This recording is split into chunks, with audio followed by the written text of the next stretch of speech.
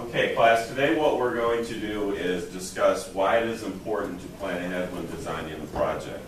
Okay, we're going to do this by gathering some information and thinking about some things and talking about some things. Who can tell me listing out some things that are good for, a good way to start your project? Debbie?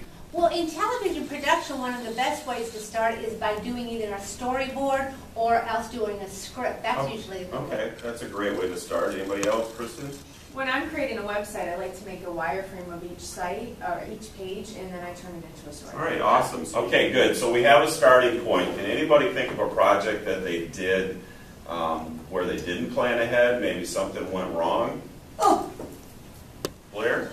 Well, when I was working on a particular cooking lab, it ended up that I had my recipe, but I forgot to check ahead of time, and I got ready to make it, and I didn't have the ingredients. So I tried something else, and the cake flopped. Okay, so we learned something from that, right? It's not a good idea to not plan ahead. The cake didn't turn out. I'm sure we've all probably done a little bit of something like that. Right. Okay, so Blair shared with us some things that can happen if you don't plan ahead. Can anybody share with us or explain some things that happen when we don't plan ahead? Mark? Well, one time I had this lab where I took all my students out to witness a horse castration.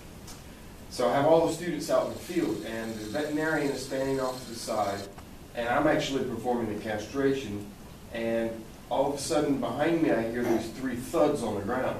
I turn around and 3 of my students have actually passed out.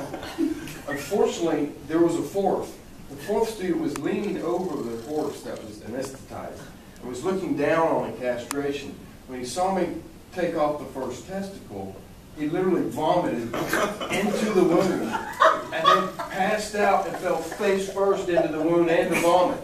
Now, if I had done my planning properly, he shouldn't have been standing there where he could recontaminate the wound. And the veterinarian is like, this is why I don't have high schoolers in my...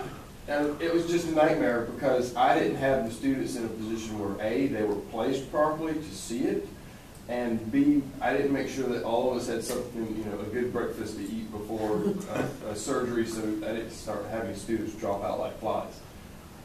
Mark, thank you for sharing that story and helping us to understand why it is important to plan ahead when designing a project.